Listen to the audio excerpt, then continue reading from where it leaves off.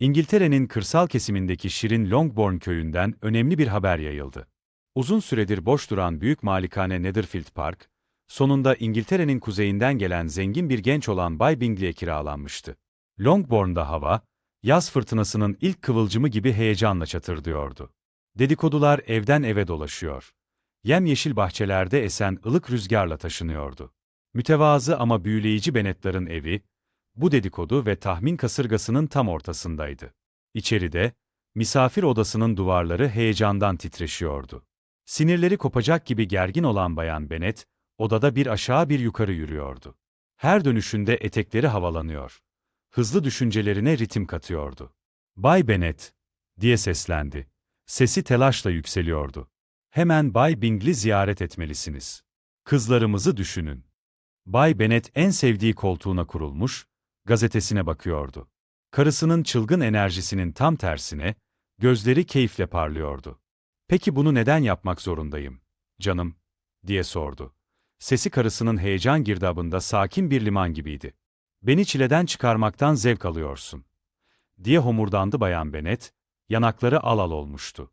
"Onlardan biriyle evlenmesini umduğumu biliyorsun." Çayırdaki kır çiçekleri gibi odaya dağılmış olan 5 Bennet kardeş, annelerinin sözlerine farklı tepkiler verdi.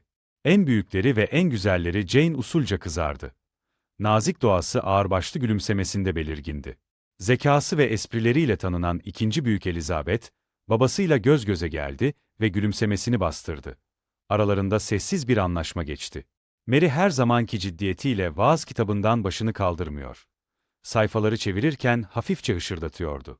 En küçükleri Kitty ve Lydia kıkırdayıp heyecanla fısıldaşıyor. Başları komplo kuran serçeler gibi birbirine yakındı. Günler geçtikçe, Bay Bingley hakkındaki söylentiler, kurak bir yaz mevsimindeki orman yangını gibi köye yayıldı. Yılda 4 ya da 5 bin sterlin olduğu tahmin edilen serveti, yerel dükkanlarda tüten çay fincanlarının üzerinde ve el altından konuşuluyordu. Beraberinde getirdiği grubun büyüklüğü, arabasının şıklığı, hatta ceketinin kesimi bile hararetle tartışılıyordu. Yeniliğe aç olan köy halkı bir anda canlandı. Hanımlar gardıroplarını yeniledi. Kumaş kesen makasların sesi salonlarda yankılandı. Beyler çizmelerini ayna gibi parlayana dek cilaladı ve akşam yemekleriyle kart partileri için davetler yeni bir hevesle verildi. Yaklaşan Meriton balosu herkesin aklını meşgul ediyor. Gizemli Bay Bingley ve çevresini ilk kez görme fırsatı sunuyordu. Bayan Bennet'in heyecanı her geçen gün artıyor. Hayalinde kızlarının gelinlikler içindeki canlı görüntüleri canlanıyordu. Evin içinde tedirgin bir kelebek gibi dolanıyor. Baş döndürücü bir beklenti ve telaşlı bir endişe arasında gidip geliyordu. "Ah, Bay Bennet," diye yakındı bir akşam, ellerini ovuşturarak. "Ya Bay Bingley baloya gelmezse? Ya kızlarımızla dans etmezse?" Bay Bennet gözleri muzipçe parlayarak, "Canım, eminim Bay Bingley'nin azıcık aklı varsa, kızlarımızdan çok etkilenecektir. Ama belki de onu sinirli haliniz konusunda uyarmalıyız." Pencerenin yanında oturup bu konuşmayı dinleyen Elizabeth, elinin tersiyle bir kahkaha bastırdı. Gözleri neşeyle ışıldıyordu. Ensini çok seviyordu ama onun abartılı tavırlarında gülünecek bir şeyler bulmadan edemiyordu. Batan güneşin altın ışıkları yüzünü aydınlatmış, gözlerindeki zeka ve ruhu ortaya çıkarmıştı. Bay Bennet'in Netherfield'ı ziyaret edeceği gün yaklaştıkça, Bennet evindeki gerginlik de tavan yaptı. Kızlar potansiyel yeni komşuları hakkında durmadan tahminler yürütüyor. Her biri beyefendinin kendi portresini çiziyordu. "Uzun boylu ve yakışıklı olduğunu hayal ediyorum," diye iç geçirdi Lydia, bir tutam saçını parmağına dolayarak. "Umarım kitap okumayı seviyordur," diye mırıldandı Mary, gözlüklerini bilgiç bir tavırla düzelterek. "Jane, her zamanki nezaketiyle, eminim iyi huylu bir beyefendidir," dedi. Sesi bir yaz meltemi kadar yumuşak ve tatlıydı. Kız kardeşlerini bıkkınlıkla süzen Elizabeth ekledi. "Unutmayın, adamla henüz tanışmadık bile. Bildiğimiz kadarıyla bir dev de olabilir." Bu sözleri kıkırdamalar ve şakacı bir öfke korosu izledi. Sonunda Bay Bennet'in Netherfield'ı ziyaret edeceği gün geldi çattı. Evdekiler onun dönüşünü nefeslerini tutarak bekliyordu. Nihayet kapıdan içeri girdiğinde, karısı ve küçük kızlarının soru yağmuruna tutuldu. Ama her zamanki gibi, görüşmenin ayrıntılarını kendine sakladı. Bayan Bennet'in hayal kırıklığı arttıkça gözleri gizli bir keyifle parlıyordu. Güneş ufuk çizgisinin ardına inip gökyüzünü pembe ve altın renklerine boyarken, Longbourn'daki beklenti doruğa ulaşmıştı. Bennet ailesi ve tüm köy halkı, yaklaşan Meriton balosunda Bay Bingley ve beraberindekileri ilk kez görmeyi sabırsızlıkla bekliyordu. Hava olasılıklarla doluydu ve yeni başlangıçların vaadi köyün üzerinde parlak bir örtü gibi asılı duruyordu. Elizabeth pencerenin önünde durmuş, kalbi heyecanla çarpıyordu. Kararmaya başlayan manzaraya bakarken, içini heyecan ve korkunun karışımı tuhaf bir duygu kapladı.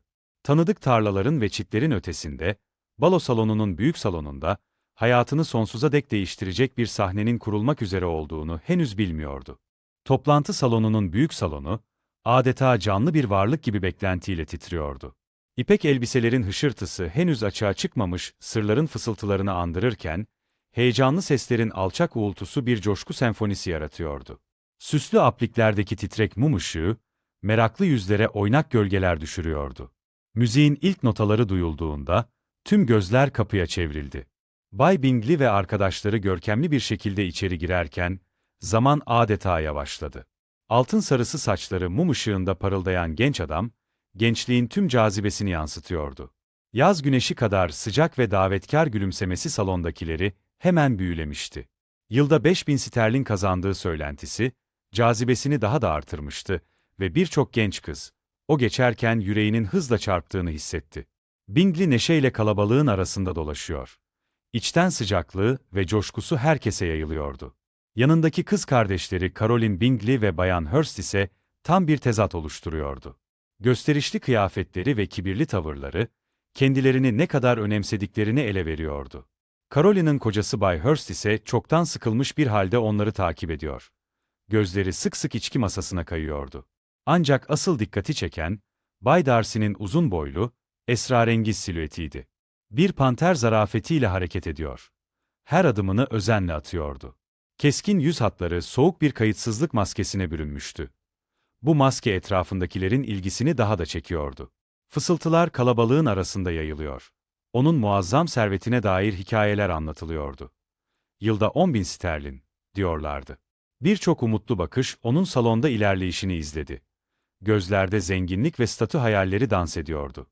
İlk dans başladığında, Bay Bingley hemen bir eş aramaya koyuldu. Gözü Jane Bennet'e takıldığında, dünya durmuş gibiydi. Jane'in güzelliği bir bahar çiçeği kadar narin ve büyüleyiciydi. Zarif tavırları Bingley'nin coşkusunu mükemmel bir şekilde tamamlıyordu. Kibar bir reveransla ondan dans etmesini rica etti. Kısa süre sonra, birbirlerinin gözlerinde kaybolmuş halde dans ediyorlardı.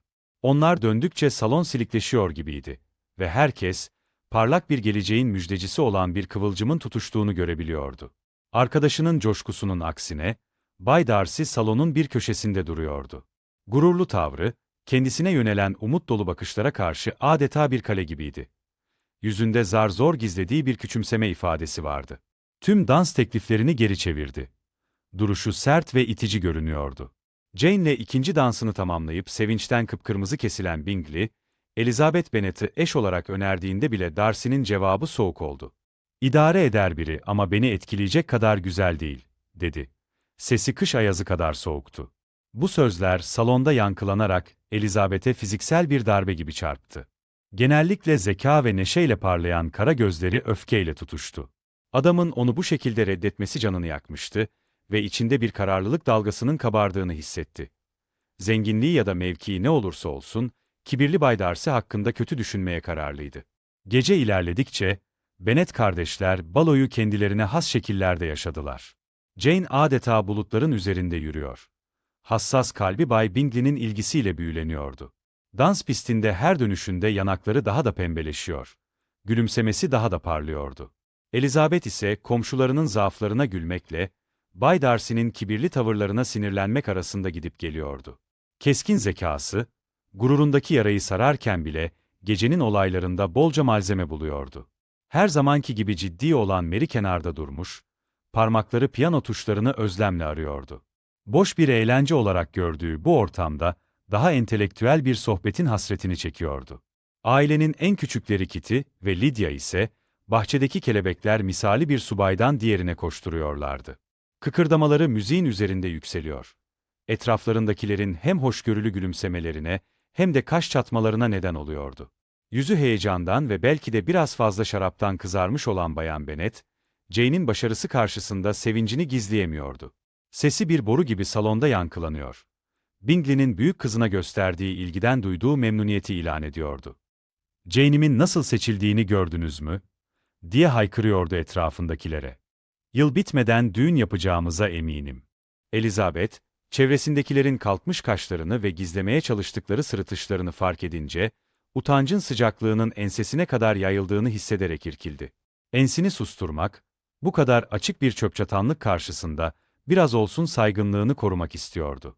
Ancak Bayan Bennet'i durdurmak imkansızdı. Kızları için avantajlı evlilik hayalleri onun coşkusunu körüklüyordu.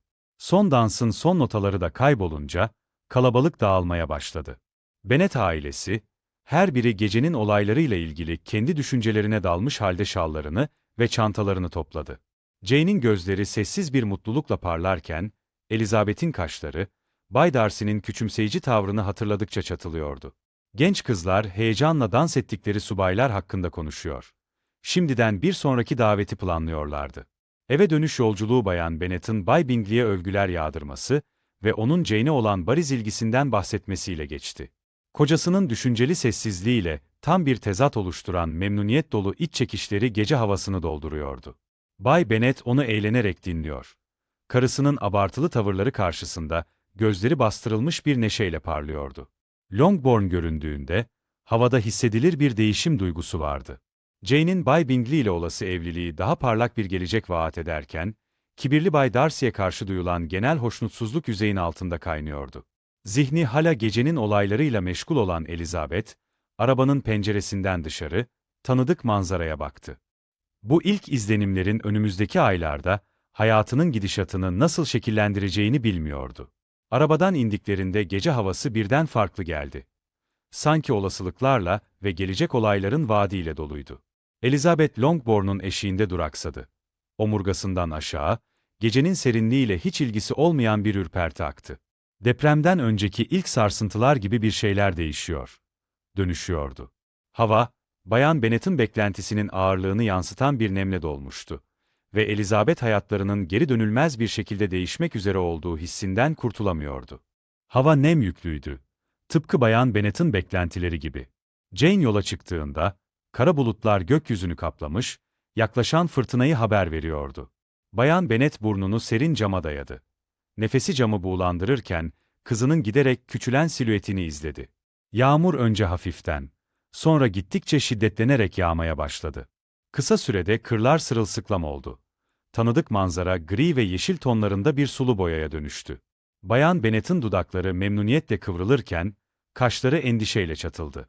Saatler bir türlü geçmek bilmiyordu. Bennet'lerin evi gergin bir hava içindeydi.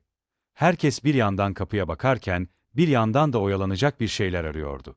Nihayet bir mektup geldiğinde, eller telaşla mührü açmaya çalışıyor.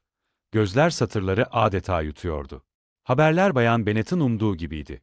Jane kötü bir soğuk algınlığına yakalanmış ve iyileşmek için Netherfield'de kalıyordu. Bayan Bennet haberi ailesine iletirken yüzünde hem endişe hem de zafer ifadesi vardı. Elizabeth, sevgili kız kardeşi için kaygılanmıştı. Hiç düşünmeden Netherfield'e gitmeye karar verdi. Ertesi sabah yola çıktığında hava puslu ve griydi. Kararlı adımlarla çamurlu tarlalarda 3 mil yürüdü. Yolculuk zorlu geçti.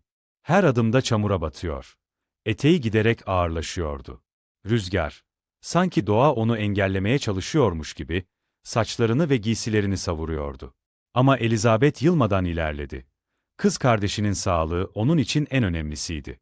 Netherfield'a vardığında, Elizabeth'in hali oldukça şaşkınlık yarattı. Büyük kapının önünde durmuş, zengin çevrenin ortasında darmadağınık görünüyordu. Bingley kardeşler şaşkınlık ve küçümsemeyle bakıştılar. Kusursuz saçları ve temiz kıyafetleri Elizabeth'in dağınık bukleleri ve çamurlu elbisesiyle tezat oluşturuyordu. Ancak Bay Darcy, onun fedakarlığından beklenmedik şekilde etkilenmişti. Gözleri Elizabeth'in kızarmış yanaklarına ve parlak gözlerine takıldı. İçinde yeni bir saygı duygusu filizlendi. "Bayan Elizabeth," diye onu içtenlikle karşıladı Bay Bingley. Sesinde gerçek bir endişe vardı. "Lütfen kalın ve kardeşinizin iyileşmesine yardım edin." Merdivenlere endişeyle bakması, Jane için duyduğu kaygıyı ele veriyordu. Elizabeth Netherfield'daki yaşama alıştıkça, kendini hem tanıdık hem de yabancı bir dünyada buldu. Misafir odası, Elizabeth ve Bay Darcy'nin izleyenleri, hem eğlendiren hem de şaşırtan söz düellolarına sahne oluyordu. Caroline Bingley'nin sesi, havada keskin bir bıçak gibi yankılandı.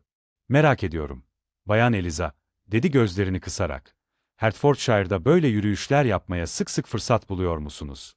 Gözleri muzipçe parlayan Elizabeth, sahte bir gülümsemeyle yanıtladı. "Elbette, Bayan Bingley.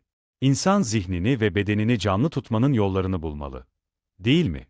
Odadaki gerginlik neredeyse elle tutulur gibiydi. Günler geçtikçe Elizabeth, Netherfield'daki değişen ilişkileri fark etmeden edemiyordu. Bay Bingley'nin Jane'e olan ilgisi, her hasta ziyaretinde daha da belirginleşiyor. Jane'in adı anıldığında yüzü aydınlanıyordu. Nezaketi, Netherfield'ın bazen soğuk atmosferinde sıcacık bir ışık gibiydi. Elizabeth'in endişeli yüreğini ısıtıyordu. Öte yandan Bay Darcy, içsel bir çatışma yaşıyor gibiydi.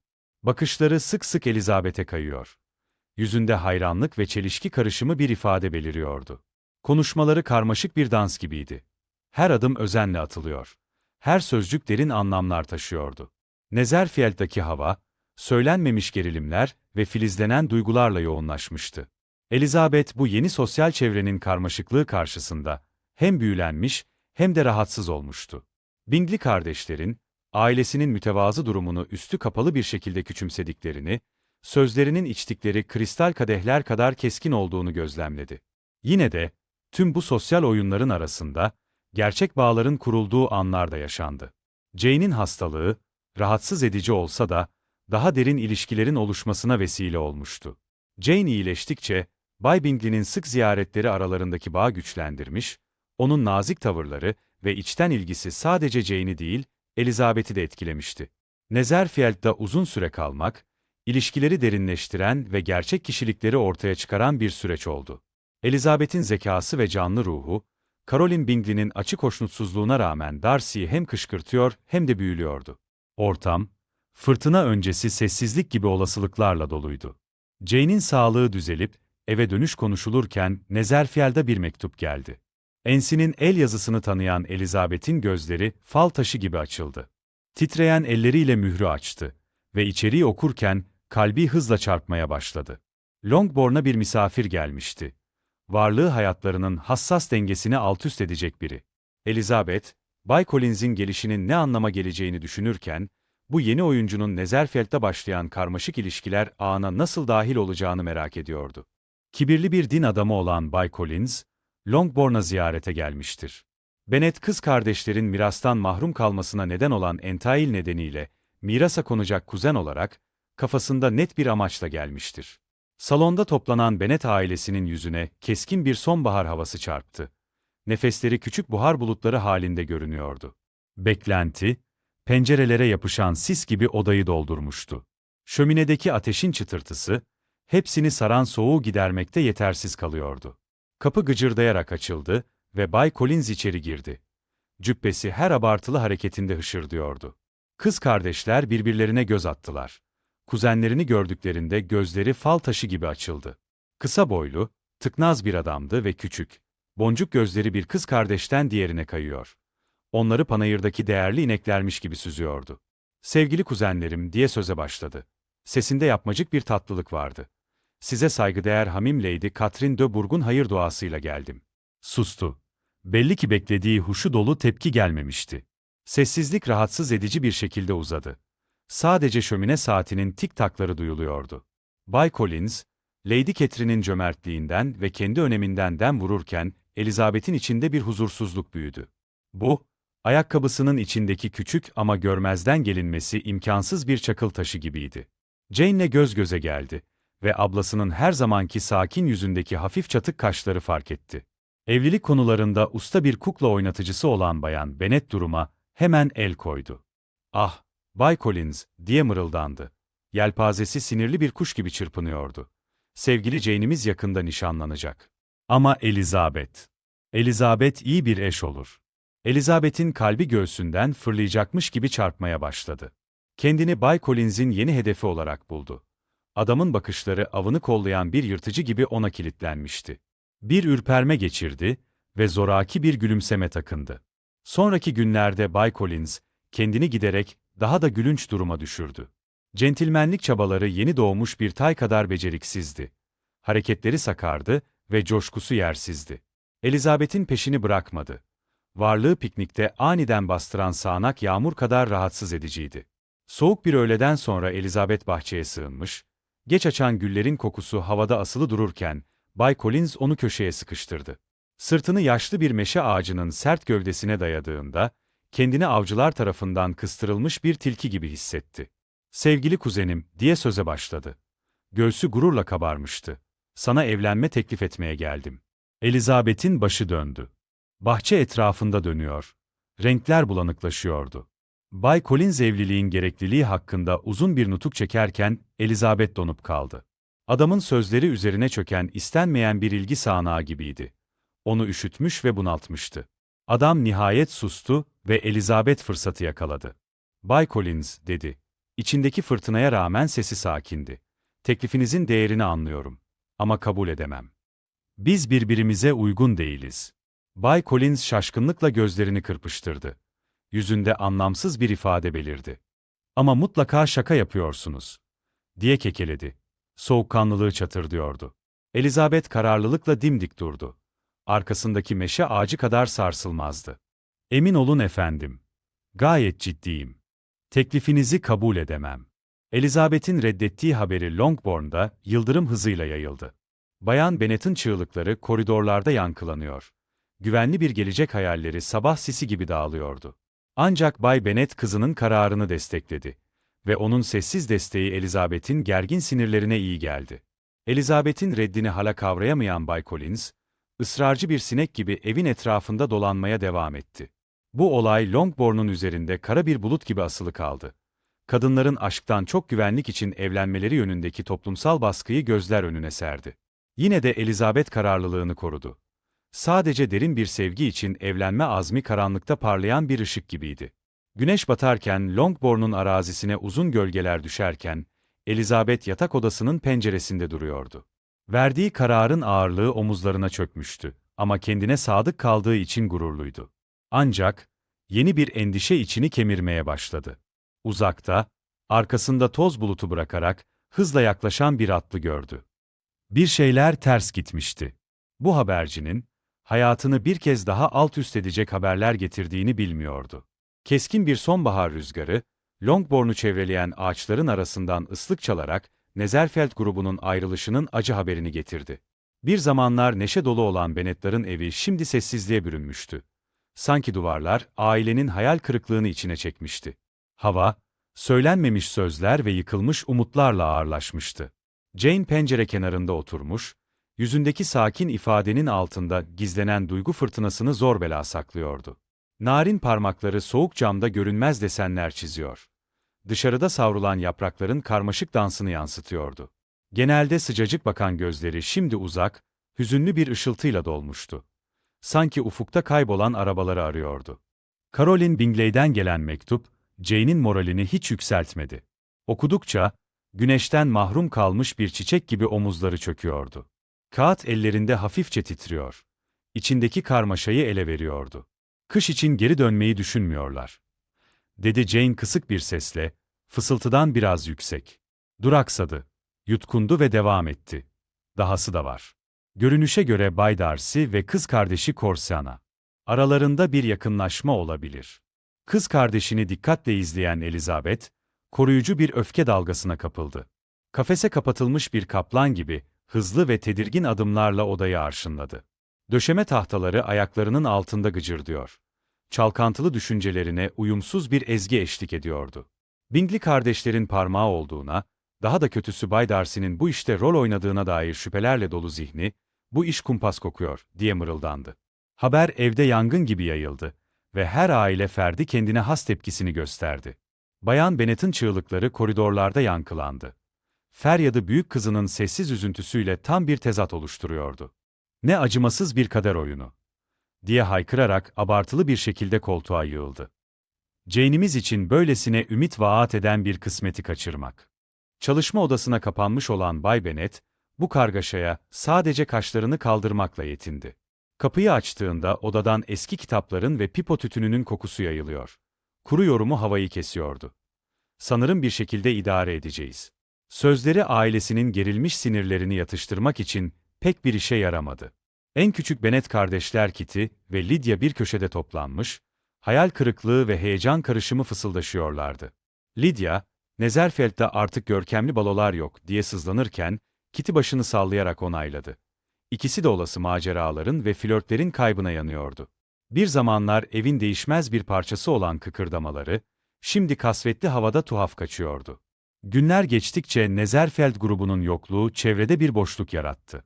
Dedikodular rüzgarda savrulan sonbahar yaprakları gibi dolaşıyor. Ani gidişlerinin ardındaki sebeplere dair tahminler yürütülüyordu. Her çay sohbetinde ve toplantıda, alçak sesle Jane ve Bingley'nin ilişkisinin geleceği konuşuluyordu. Çay fincanlarının şıngırtısı ve eteklerin hışırtısı fısıltılı konuşmalara sürekli bir fon oluşturuyordu. Her daim iyimser olan Jane, Caroline'in davranışları ve Bingley'nin gidişi için mazeretler bulmaya çalıştı. Belki de Londra'da acil bir durum vardı, diye düşündü bir akşam, sesi umut doluydu. Titreyen mum ışığı yüzüne gölgeler düşürüyor. Sözleriyle gözlerindeki hüzün arasındaki çelişkiyi vurguluyordu. Caroline'in iyi niyetli olduğuna eminim. Her ne kadar öyle görünmese de. Hayal kırıklığını bastıramayan Elizabeth, huzursuz bir ruh gibi odada volta atıyordu. Elbisesinin etekleri yere çarpıyor. Telaşlı hareketlerine yumuşak bir karşı ritim oluşturuyordu. "Ah, Jane" diye iç geçirdi. Sesi kız kardeşinin sarsılmaz nezaketine duyduğu öfke ve hayranlığın bir karışımıydı. "Senin kalbin çok temiz. Davranışlarındaki ikiyüzlülüğü görmüyor musun?" Haftalar aylara dönüşürken, Bennet'lerin evi daha sakin bir düzene kavuştu. Netherfield balosunun heyecanı uzak bir anı gibi silinmiş, yerini gündelik hayatın tekdüze akışına bırakmıştı. Jane, dıştan sakin görünse de hayal kırıklığını içinde bir yara gibi taşıyor. Gülümsemesi gözlerine ulaşmıyordu. Dikiş dikerken kumaşı delen iğnesinin sesi evde sürekli. Neredeyse meditatif bir varlık haline gelmişti. Her daim tetikte olan Elizabeth, kız kardeşinin duygularına karşı daha korumacı davranmaya başladı. Jane'i endişe ve hayranlık karışımı bir duyguyla gözlüyor. Kız kardeşinin kalp kırıklığı karşısındaki metanetine şaşırıyordu. Sessiz anlarda Elizabeth'in aklı sık sık Bay Darcy'ye kayıyor.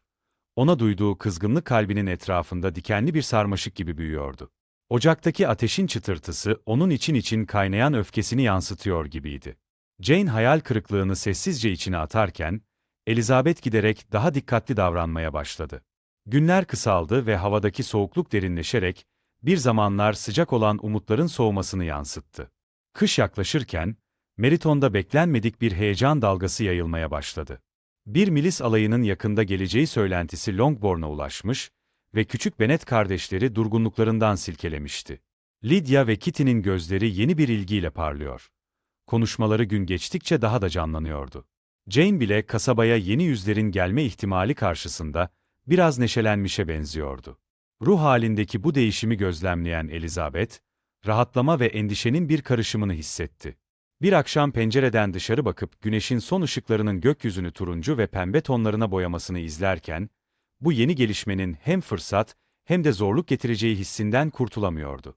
Milislerin gelişinin, Bennet ailesini hayal bile edemeyecekleri şekilde sınayacak bir olaylar, zincirini başlatacağını henüz bilmiyordu.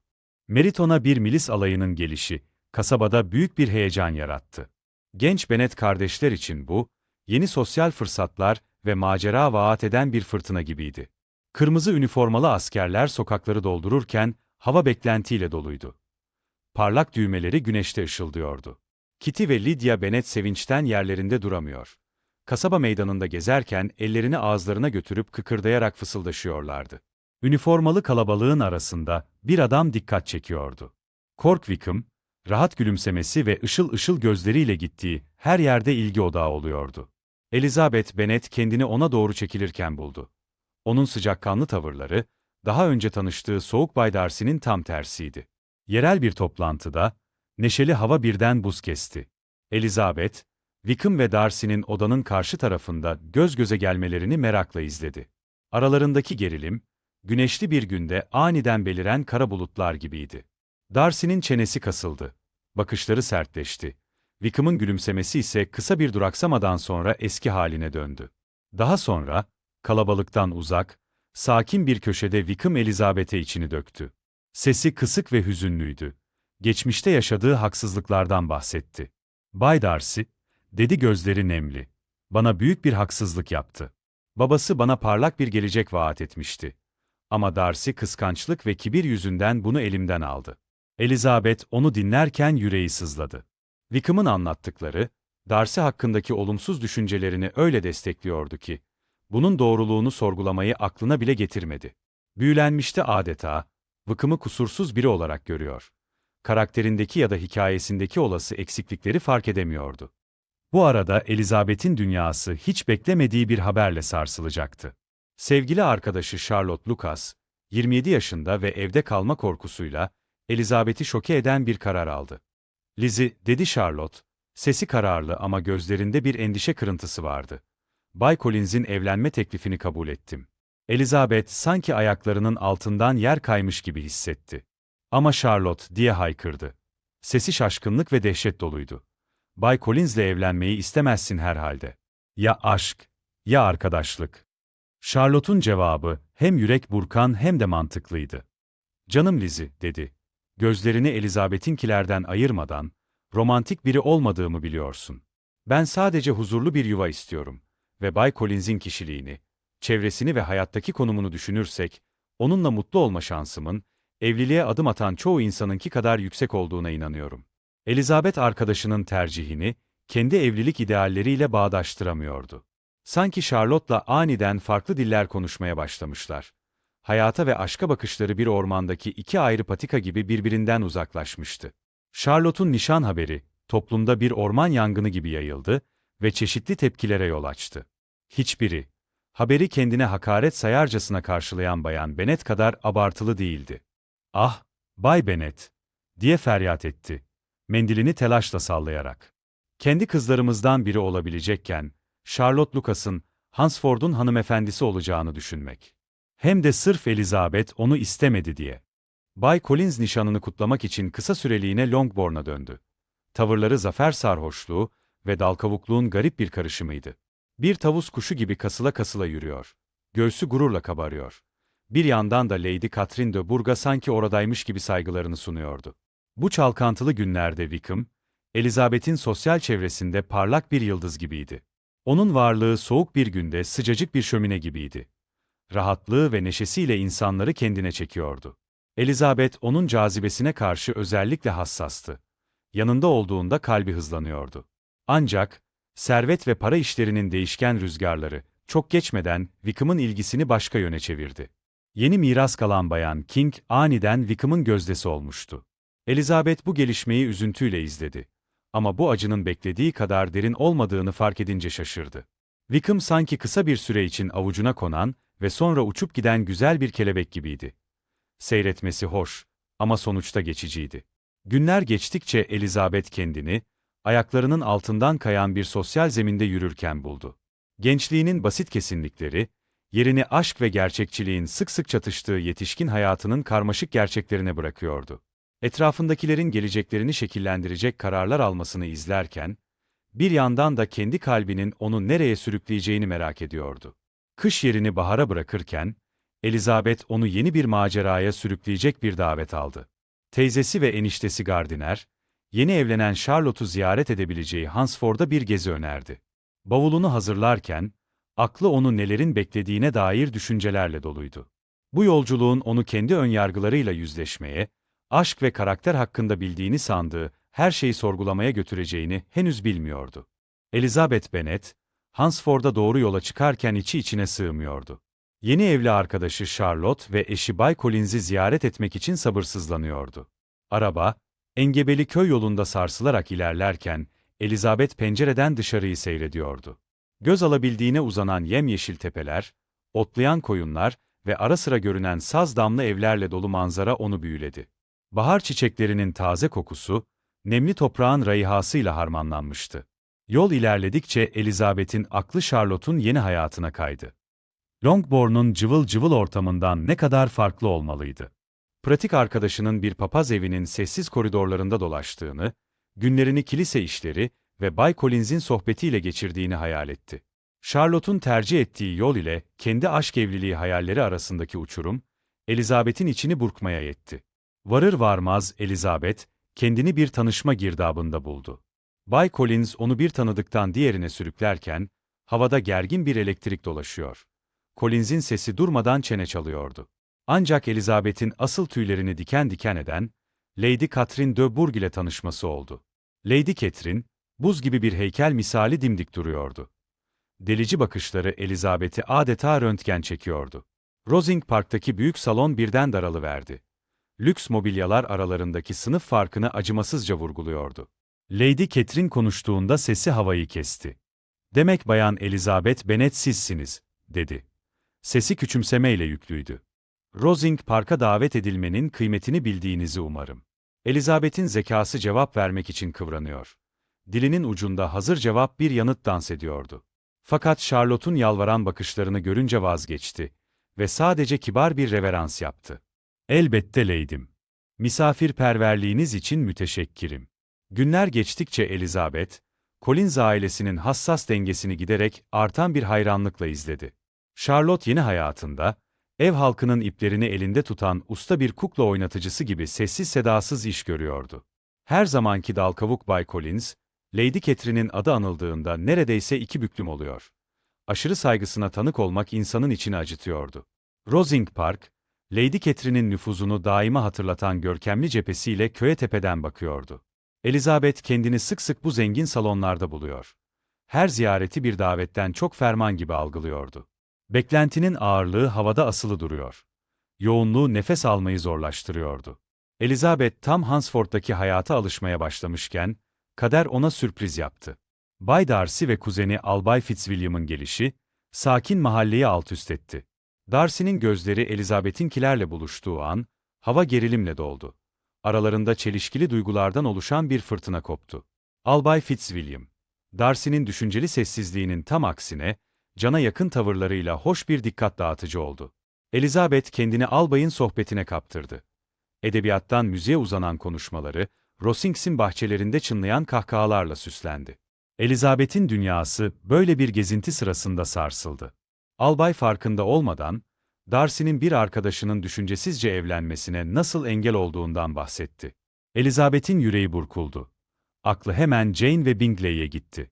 Darcy'ye karşı yavaş yavaş sönmekte olan öfkesi yeniden alevlendi. Bu arada Darcy kendini giderek Elizabeth'e çekilirken buluyordu. Tartışmaları entelektüel bir enerjiyle çatırdıyor. Zekaları iki usta eskrimci gibi birbirine meydan okuyordu. Yine de yüzeyin altında, çözülmemiş bir gerilim akıntısı kaynıyor ve her an taşmaya hazırdı. Lady Catherine'in varlığı ilişkilerine gölge düşürüyor. Darcy'nin kızı Anne ile evlenmesi beklentisi ağır bir sis gibi çöküyordu. Elizabeth, Darcy ile teyzesi arasındaki etkileşimi dikkatle gözlemliyor. Darcy'nin genelde saygılı tavrındaki ufak başkaldırı kıvılcımlarını fark ediyordu. Ziyaret sona erdiğinde Elizabeth, her zamankinden daha karmakarışık hissetti. Darcy'nin kibri ve başkalarının hayatlarına müdahalesi hakkındaki önyargıları, hem sorgulanmış, hem de pekişmiş, zihnini bir düşünce girdabına sürüklemişti. Dünya genişlemiş, daha önce hiç düşünmediği yeni karmaşıklıkları gün yüzüne çıkarmış gibiydi. Ayrılık günü geldiğinde Elizabeth, Charlotte ve diğerleriyle vedalaşırken içinde bir eksiklik hissetti. Bekleyen arabaya binerken, kafası çözülmemiş sorular ve çelişkili duygularla doluydu. Atlar hareket edip onu Hunsford'dan uzaklaştırarak Longbourn'a doğru götürmeye başladığında, Elizabeth bir şeylerin temelden değiştiği hissine kapıldı. Araba tam virajı dönerken arkalarında bir patırtı koptu. Elizabeth kalbi güm güm atarak döndü ve at sırtında bir adamın dört nala onlara doğru geldiğini gördü. Papaz evinin huzuru beklenmedik bir ziyaretçi tarafından bozulmak üzereydi. Papaz evinin huzuru beklenmedik bir ziyaretçiyle bozuldu. Bay Darcy'nin ani gelişi, Elizabeth'le ilişkisinin gidişatını sonsuza dek değiştirecek önemli bir karşılaşmaya zemin hazırladı. Elizabeth, Bay Darcy'nin uzun boylu silüetinin odaya girişini izlerken kalbi hızla çarptı. Darcy'nin varlığı ortamı adeta elle tutulur bir gerginlikle doldurdu. Şöminedeki saatin yumuşak tik-takları sessizlikte daha da belirginleşti. Yalnızca Elizabeth'in huzursuzca kıpırdayan eteklerinin hışırtısıyla bölünüyordu. Bay Darcy'nin genelde sakin tavrında gerginlik izleri vardı. Gözleri kararlılık ve kırılganlığın harmanını ele veriyordu. Nihayet konuştuğunda sesi alçak ve yoğundu. Sanki zor zapt edilen bir fırtına gibiydi. Bayan Bennet, artık dayanamayacağım. Geçen aylar tam bir işkenceydi. Sözleri, bentleri aşan bir nehir misali hızlandı. Sizi seviyorum. Hem de delicesine. Lütfen benimle evlenme şerefini bana bahşedin. İtiraf havada asılı kaldı. Ağır ve beklenmedikti. Elizabeth dona kaldı. Zihni fiziksel bir darbe almışçasına sarsıldı. Bay Darcy sözlerine devam ederken, tutkulu ifadeleri Elizabeth'in ailesinin sosyal konumuna ve uygunsuz gördüğü davranışlarına göndermelerle gölgelendi. Teklifi içten olsa da, kadının içinde ters bir akort çaldı. Öfke Elizabeth'in göğsünde alevlendi. Yeni tutuşturulmuş bir ateş misali sıcak ve parlaktı. Yanıt verirken gözleri parladı. Sesi güçlükle bastırılan duygularla titredi. Efendim, çabanızı takdir ediyorum ve size acı çektirdiğim için özür dilerim. İnanın, bunu bilerek yapmadım. Düşüncelerini toparlamak için bir an duraksadı. Sözleri yeni dövülmüş çelik kadar keskindi. Teklifinizi kabul edemem. Kız kardeşim Jane ve Bay Wickham'a karşı davranışlarınız, aşikar kibrinizi saymıyorum bile, böyle bir teklifi düşünmemi dahi imkansız kılıyor. Konuşmaları kızıştıkça oda gerilimle çatırdadı. Kelimeler savaştaki oklar gibi gidip geldi. Her biri şaşmaz bir isabetle hedefini buldu. Bay Darcy'nin genelde ifadesiz maskesi olan yüzünde şimdi bir duygu karmaşası vardı. Şok, incinme ve öfke üstünlük için çarpışıyordu. Elizabeth'in reddi ve suçlamalarının tüm ağırlığı çöktüğünde, Bay Darcy'nin omuzları sanki fiziksel bir darbe almış gibi düştü. Tek kelime etmeden dönüp gitti ve kapı, ani sessizlikte yankılanan hafif bir tıkırtıyla kapandı. Elizabeth yakındaki bir sandalyeye çöktü. Bacakları birden güçsüzleşmişti. Bu karşılaşma onu, fırtınadan kurtulan bir geminin nihayet limana varması gibi bitkin düşürmüştü. O gece gözüne uyku girmedi. Zihni sahneyi durmaksızın tekrarlıyor. Her sözü, her hareketi irdeliyordu. Ertesi gün, Elizabeth'in kalbindeki karmaşayla tam bir tezat oluşturacak şekilde pırıl pırıl ve berrak doğdu. Bahçede zihnini boşaltmaya çalışarak yürürken, sabahın keskin havası açan çiçeklerin kokusuyla doluydu. Bay Darcy'nin yaklaştığını gördü.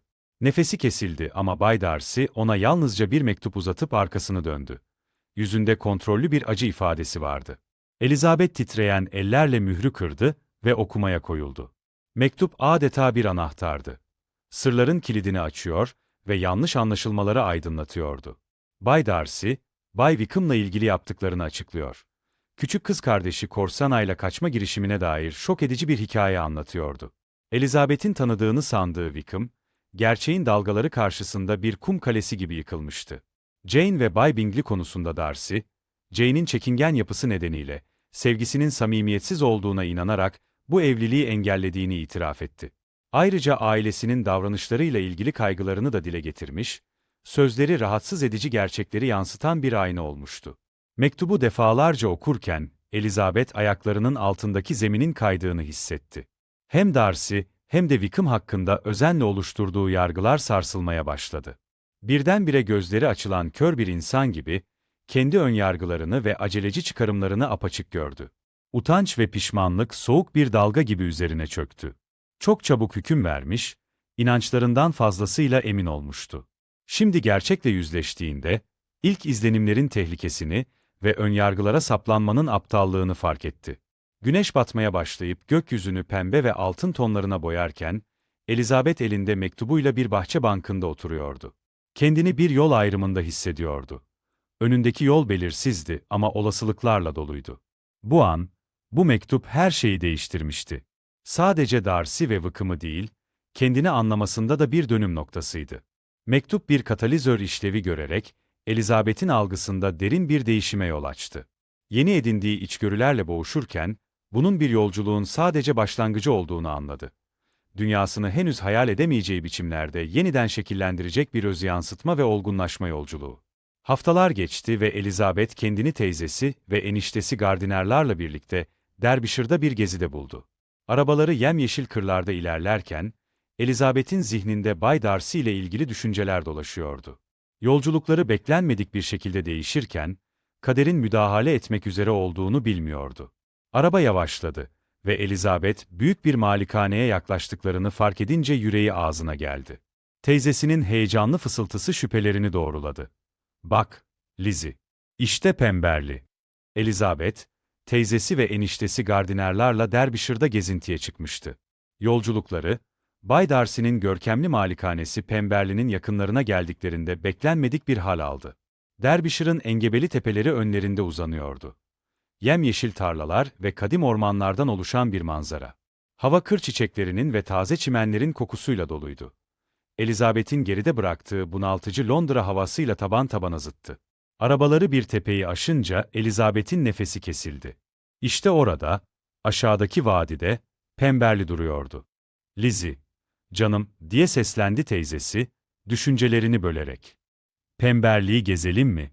Muhteşem olduğunu duydum." Elizabeth'in kalbi hızlandı, avuçları terledi. Bay Darcy'nin evini görme fikri onu hem heyecanlandırıyor, hem de ürpertiyordu. "Ben emin değilim," diye kekeledi. Sesi cılız çıkıyordu. Tereddüdünü fark eden eniştesi araya girdi. "Aile evde değil, Lizzie. Sadece araziyi gezeceğiz." Derin bir nefes alıp sakinleşen Elizabeth başını salladı. "Pekala, gidelim." Yaklaştıkça Pemberley, manzaranın içine yerleştirilmiş bir mücevher gibi belirdi. Yıpranmış taş cephesi ve ışıl ışıl pencereleriyle görkemli ev Elizabeth'i büyüledi. Bakımlı bahçeler yavaş yavaş el değmemiş ormanlara dönüşüyordu. Doğa ve insan elinin mükemmel uyumu. Girişe doğru ilerlerken ayaklarının altındaki çakılların çıtırtısı, durgun yaz havasında yankılandı. Onları evin kahyası Bayan Reynolds karşıladı ve sıcak gülümsemesiyle Elizabeth'i rahatlattı. Evi gezerlerken Bayan Reynolds, Bay Darcy'den öyle içten bir sevgiyle bahsetti ki, Elizabeth kendi yargılarını sorgulamaya başladı. Bayan Reynolds gözleri parlayarak, "O, tanıdığım en iyi efendidir," dedi. "Yoksullara karşı çok cömerttir ve kimse hakkında kötü konuşmaz." Elizabeth'in kafası karıştı. Bu Darcy, tanıdığını sandığı o kibirli, küçümseyici adama hiç benzemiyordu. Her odada oyalanırken, Darcy'nin hayatının ayrıntılarını içine çekiyordu adeta. Çalışma odasındaki deri ciltli kitapların kokusu, büyük salondaki müziğin belli belirsiz yankısı. Her bir keşif, hayal ettiğinden çok daha karmaşık bir adamın portresini çiziyordu. Çalışma odasında, sayfaları yıpranmış ve işaretlenmiş bir şiir kitabı dikkatini çekti. Parmakları kitabı açıp, hangi dizelerin onu etkilediğini görmek için kaşınıyordu. Müzik odasında, yeni çalınmış gibi dağınık duran nota kağıtları, sanki melodisi hala havada asılıydı. Araziye çıktıklarında yaz güneşi Elizabeth'in yüzünü okşadı. Bir an için gözlerini kapadı ve burayı ev bellemenin nasıl olabileceğini hayal etti. Bu düşünce onu hem heyecanlandırıyor hem de tedirgin ediyordu. Sanki bir uçurumun kenarında duruyormuş gibi. Aniden ilerideki patikada bir silüet belirdi. Elizabeth'in yüreği ağzına geldi, nabzı hızlandı. Bu, beklenmedik bir şekilde dönen Bay Darcy'nin ta kendisiydi. Gözleri buluştuğunda zaman durmuş gibiydi. Elizabeth onun her zamanki kibirli tavrına hazırlanmıştı. Ama şaşkınlıkla adamın yüzünün sıcak bir gülümsemeye büründüğünü gördü. "Bayan Bennet," dedi. Sesi hatırladığından daha yumuşaktı. Adeta kadife gibi. Ne hoş bir sürpriz. Bunu bir tanışma ve davet fırtınası izledi. Elizabeth'i hayrete düşüren Darcy, tam bir nezaket abidesi olmuştu. Eniştesini arazide balık tutmaya davet etti ve Elizabeth'i kız kardeşi Corsana ile tanıştırmak için ısrar etti. Corsana, Elizabeth'in hayal ettiği mağrur güzelliğe hiç benzemiyordu.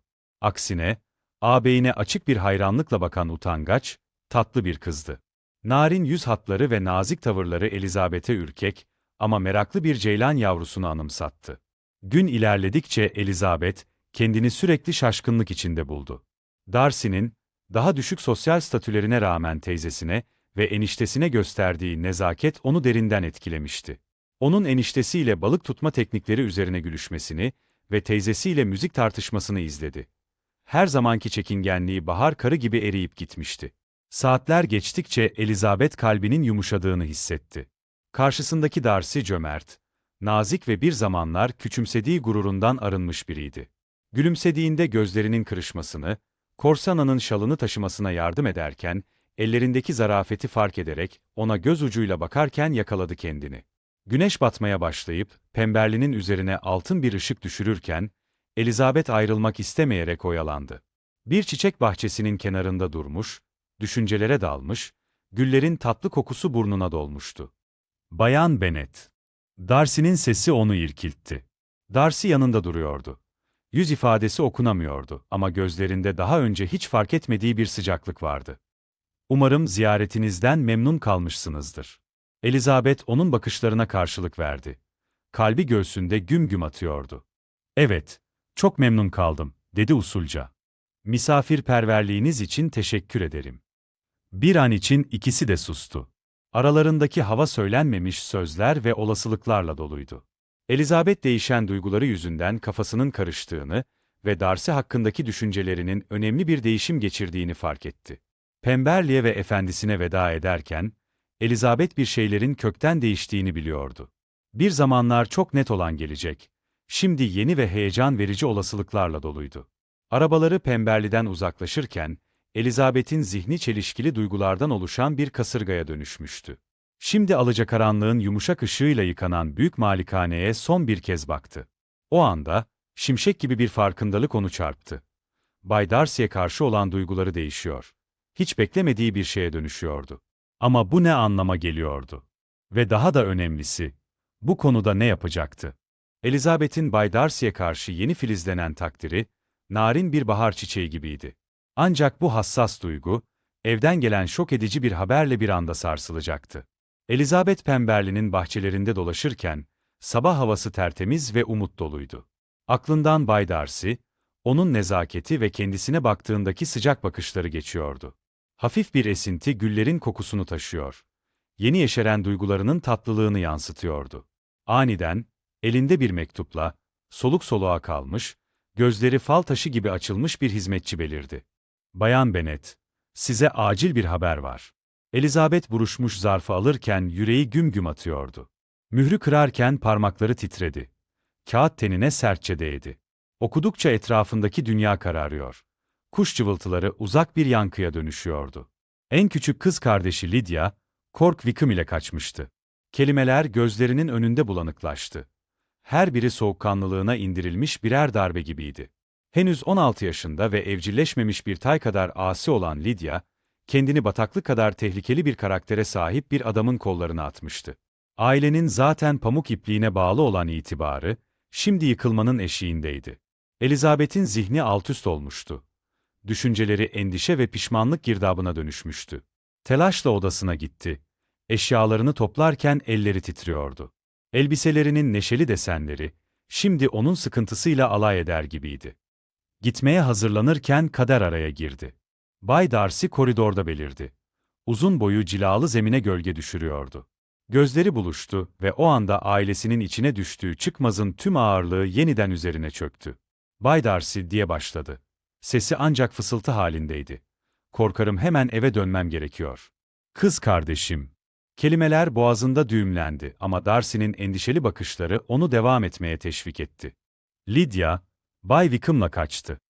Darcy'nin yüzünde kendi çalkantısını yansıtan bir şok ifadesi belirdi. Elizabeth, sözlerinin hayatlarının akışını değiştirecek bir olaylar, zincirini başlatacağını hiç tahmin edemezdi. Longbourn'a dönüş yolculuğu bitmek bilmiyordu.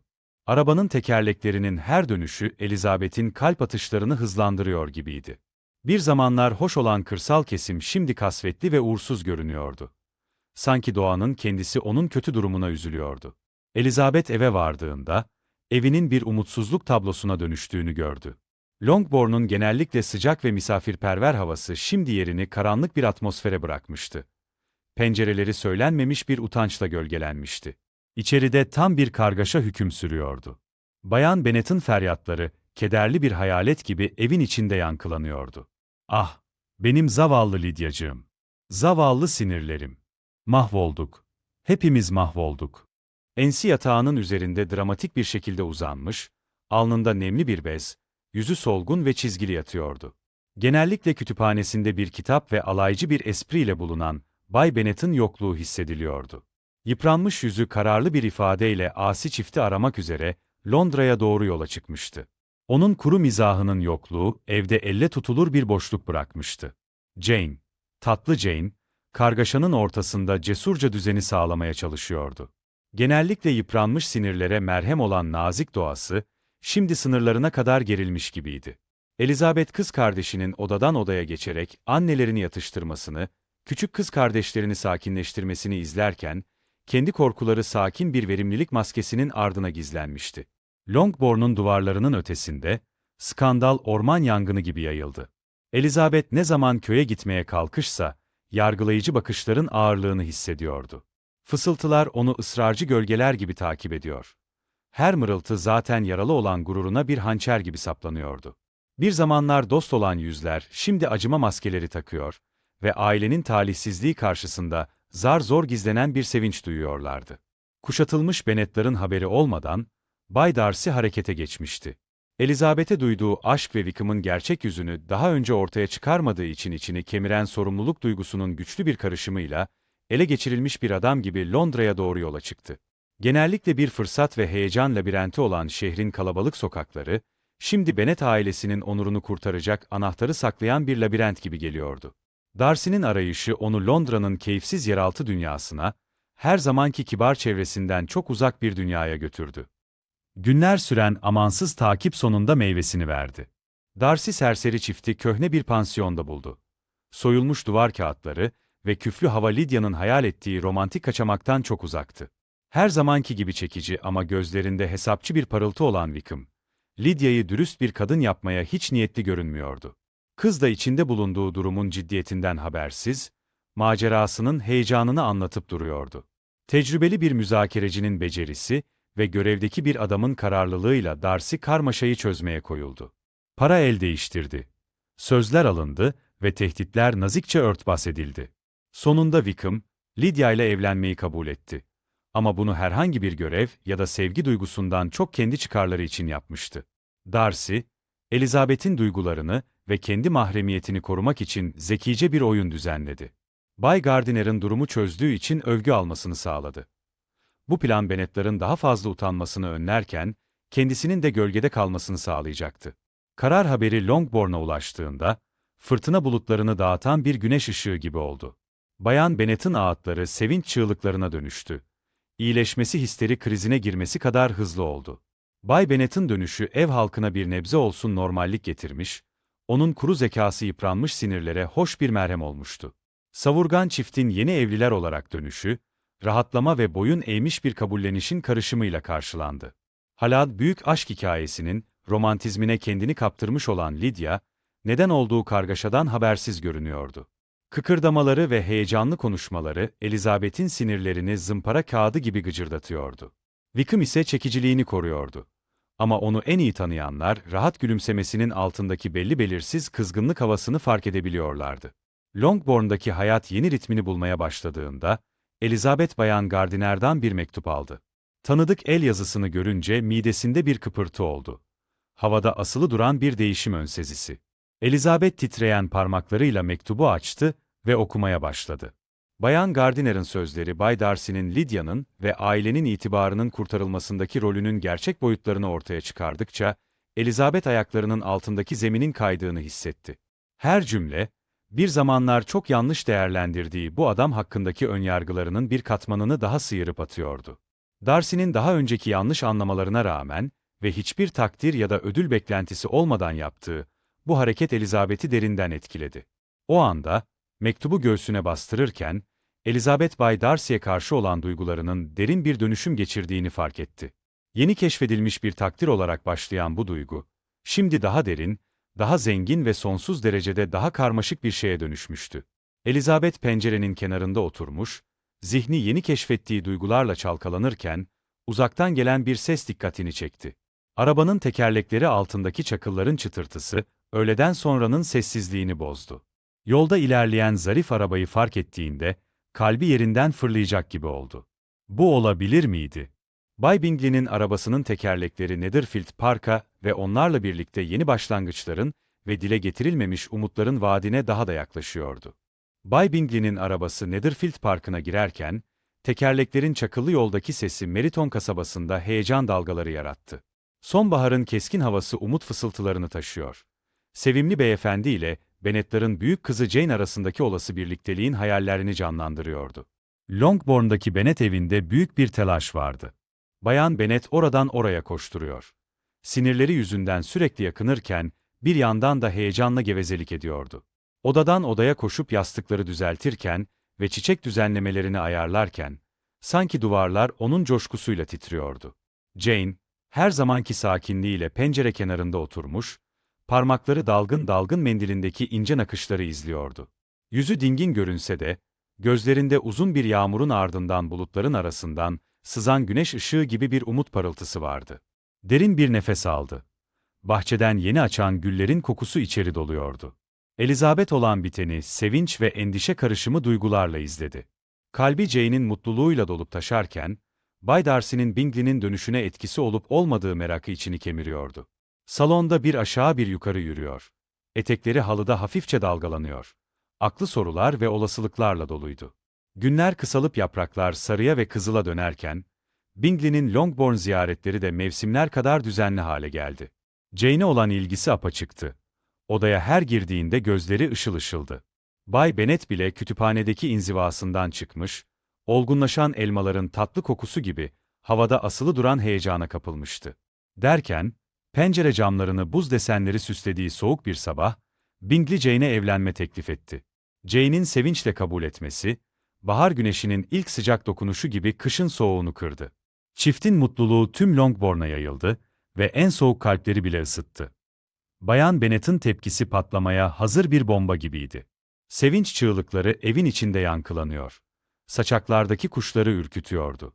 Etekleri uçuşarak odanın içinde dönüyor.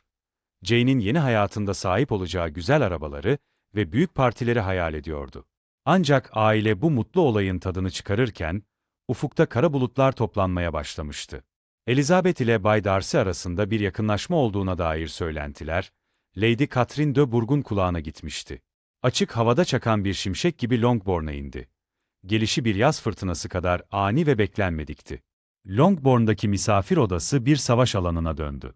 Lady Catherine, Elizabeth'ten Darcy ile asla nişanlanmayacağına dair söz vermesini isterken, sözleri buz gibi keskindi. Soylu kanını bir kalkan gibi kullanıyor ve Darcy'nin kendi kızı Anne'le evlenmesi için yıllardır kurduğu planı öne sürüyordu. Elizabeth dimdik durdu. Fırtınaya karşı koyan genç bir meşe ağacı gibi. Darcy'nin şu anki duygularından emin olmasa da, böyle bir söz vermeyi reddetti. Lady Catherine'in tiz taleplerine karşı sesi sağlam çıktı. "Böyle bir söz vermeyeceğim," dedi Elizabeth. Sözleri gergin sessizlikte net bir şekilde yankılandı. "Ve bu konuda daha fazla ısrar etmemenizi rica ediyorum." Her kadın kendi başına bir doğa gücüyken, karşılaşma gerilimle doluydu. Lady Catherine'in her saldırısı Elizabeth'in kararlılığını daha da güçlendirdi. İçinde bilmediği bir cesaret kaynağı buldu ve kendi kararlılığı karşısında şaşkına döndü. Lady Catherine öfke içinde Longbourn'dan ayrılırken, hava sanki fırtına dinmiş gibi duruldu. Öfkeyle gidişi istemeden de olsa çok önemli bir bilgiyi açığa çıkarmıştı. Darcy'nin Elizabeth'e olan sevgisi hiç değişmemiş olabilirdi. Bu farkındalık, Elizabeth'in kalbinde uzun bir kıştan sonra filizlenen bir çiçek gibi açtı. Bu yüzleşme Darcy'ye karşı olan duygularını netleştirmekle kalmamış, onlarla yüzleşme cesareti de vermişti. Lady Catherine'in ziyaretinin tozu dumanı yatışırken, Elizabeth kendini hem kendisiyle hem de bir zamanlar çok yanlış anladığı adamla ilgili yeni bir anlayışın eşiğinde buldu. Akşam karanlığı Longbourn'un üzerine çökerken, bahçeye uzun gölgeler düşüyordu. Elizabeth pencerenin önünde durmuş, kalbi yeni keşfettiği umut ve kararlılıkla doluydu. Aklı olasılıklarla dolup taşarken, parmak uçlarının altındaki soğuk cam ona huzur verdi. İlk kez, geleceğin getirebileceği her şeye gerçekten hazır hissediyordu. Gece çökerken, uzaktan gelen at nalı sesleri sessizliği bozdu. Elizabeth'in kalbi heyecanla çarparken, bir yandan da yaklaşan karanlığı görmeye çalışıyordu. Acaba bu olabilir miydi? Atların ritmik nal sesleri giderek yükseldi ve gölgelerin arasından tanıdık bir silüet belirdi. Bay Darcy Longbourn'a dönmüştü. Bay Darcy bu kez yanında arkadaşı Bay Bingley ile birlikte Longbourn'a döndü. Elizabeth'e karşı tavrındaki değişiklik gözle görülürdü. Bakışları artık daha sıcak ve samimiydi. Sonbaharın keskin havası etraflarında dolanıyor. Dökülen yaprakların toprak kokusu ve yeni başlangıçların vaadini taşıyordu. Elizabeth ve Darcy bahçede baş başa yürürken, Elizabeth'in kalbi heyecanla çarpıyordu. Sanki dünya durmuş. Sadece ikisi bir beklenti balonu içinde kalmış, ayaklarının altındaki yaprakların hışırtısı bu önemli ana eşlik ediyordu. Lady Catherine'in müdahalesine Elizabeth'in verdiği cevaptan cesaret alan Darcy, derin bir nefes aldı. Serin hava ciğerlerine dolarken, kalbini bir kez daha açmaya hazırlanırken sinirlerini yatıştırdı. Bir zamanlar gururlu ve kibirli olan sözleri, şimdi alçak gönüllülük ve içten bir şefkatle dökülüyordu. "Sevgili Elizabeth'im" diye başladı. Sesi alçak ve ciddiydi. "Kendimi bir kez daha senden elini isteme durumunda buluyorum. Ancak bu sefer, sizin etkilerinizle ve kendi düşüncelerimle olgunlaşmış bir kalple yapıyorum bunu." Elizabeth'in nabzı dinlerken hızlandı. Kendi duyguları da derin bir değişim geçirmişti. Onun sözlerini işitirken dünya nefesini tutmuş gibiydi. Hafif esinti sanki onu konuşmaya teşvik edercesine yüzünü okşuyordu. Gözleri yıldızlar gibi parlayan bir gülümsemeyle onun teklifini kabul etti. Sesi neşe ve kararlılık doluydu. "Bay Darcy" diye yanıtladı. Sözleri sıcak ve duyguluydu. "Eşiniz olmaktan onur duyarım." Aralarındaki uzun süredir var olan gerginlik, sabah sisi gibi dağıldı. Adımları uyum içinde, geçmişteki yanlış anlamaların karmaşık düğümünü çözerek yürümeye devam ettiler. Elizabeth, Lydia'nın skandal yaratan ilişkisine Darcy'nin müdahalesinden duyduğu minnettarlığı dile getirirken, Darcy de Elizabeth'in ilk reddinin kişisel gelişimi için gerekli bir uyandırıcı olduğunu kabul etti. Sohbetleri tatlı bir dere gibi akıyor. Her kelime onları birbirine yaklaştırıyor. Bir zamanlar aşılmaz görünen uçurumu kapatıyordu. Kalpleri hafif, moralleri yüksek bir şekilde, mutlu haberlerini aileleriyle paylaşmaya karar verdiler. Genellikle gürültülü olan Bennet'ların evinde, Elizabeth ve Darcy duyurularını yaparken alışılmadık bir sessizlik hakimdi. Bay Bennet nişanlandıklarını duyunca, şaşkınlıkla kaşlarını kaldırdı. İlk baştaki kuşkusu yüz ifadesinden belliydi ama Elizabeth, Darcy'ye olan aşkını içtenlikle anlatınca, bu kuşku yerini anlayışa bıraktı. Sözleri babasının kalbine giden yolu açan bir anahtar gibiydi. Bayan Bennet'in tepkisi bir duygu fırtınasıydı. Sevinç çığlıkları evin içinde yankılanıyordu. Darcy'ye karşı önceki hoşnutsuzluğu bir anda uçup gitmiş, yerini böylesine avantajlı bir evlilik olasılığı karşısında dizginlenemez bir heyecana bırakmıştı. "Ah, canım Lizzie!" diye haykırdı. Elleri heyecanla çırpınıyordu. "Pemberli'nin hanımı olacağını düşün. Ne mücevherler, ne arabalar senin olacak." Elizabeth ve Darcy'nin nişan haberi mahallede bir anda yayıldı. Dedikodu ve tahminler aldı başını gitti. Sanki durgun bir göle taş atılmış, her yöne heyecan dalgaları yayılmıştı. Meriton'un sakin sokakları, hikaye her anlatılışında biraz daha süslenerek, canlı konuşmalarla dolup taşıyordu. Bu kargaşanın ortasında, Jane ve Elizabeth baş başa kalacak sakin anlar buldular. Mutluluklarını paylaştılar. Sözleri yan yana büyüyen iki ağacın dalları gibi birbirine karıştı. "Ah, Lizzie," dedi Jane, gözleri mutluluktan ışıldayarak. "Bay Darcy'nin özünde iyi bir insan olduğunu hep biliyordum. Ve şimdi, ikimiz de sevdiğimiz adamlarla evleneceğiz." Jane ve Bingley ile Elizabeth ve Darcy'nin çifte düğünü için hazırlıklar başladığında, Bennet'ların evi bir arı kovanı gibiydi. Her yanda umutların ve hayallerin filizlendiği bir bahar bahçesi gibiydi. Hava, elbiseler dikilirken kumaşların hışırtısı, davetiyeler yazılırken kalemlerin cızırtısı ve geleceği planlayan heyecanlı seslerle doluydu. Aşkları sakin ve istikrarlı bir alev olan Jane ve Bingley, Pemberley yakınlarında bir mülk almayı planladılar. İki çiftin yakın yerlerde yaşayacağı düşüncesi Elizabeth'i içten içe ısıttı. Gelecekteki ziyaretleri, geniş çayırlarda birlikte oynayan çocukları, ortak kahkahaları ve sürekli dostluğu şimdiden hayal edebiliyordu. Düğün günü yaklaşırken, Bay ve Bayan Bennet en büyük iki kızlarının yaklaşan ayrılığını karışık duygularla karşıladılar. Bayan Bennet evliliklerinin getireceği itibardan keyif alıyor. Gururu kabarıyordu. Bay Bennet ise kızları için mutlu olsa da, evindeki huzurun artmasını dört gözle bekliyordu. Çifte düğün günü, sanki doğa bu birlikteliği kutluyormuşçasına, pırıl pırıl ve berrak bir şekilde başladı. Kilisenin çanları neşeyle çalıyor. Sesleri kırlarda yankılanıyordu.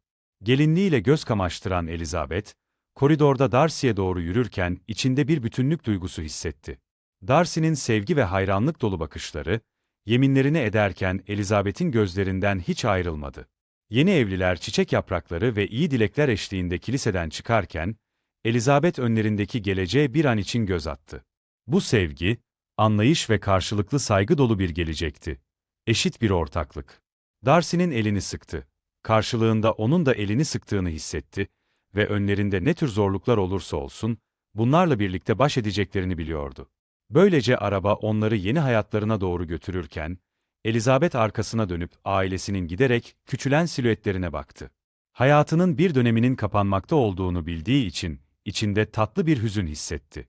Ama yüzü mutlulukla parlayan Darcy'ye baktığında, çok daha heyecan verici bir dönemin başlamakta olduğunu anladı. Önlerindeki yola çıktı. Umut ve olasılıklarla doluydu. Kendi aşk ve dostluk hikayelerini yazmaları için hazırdı.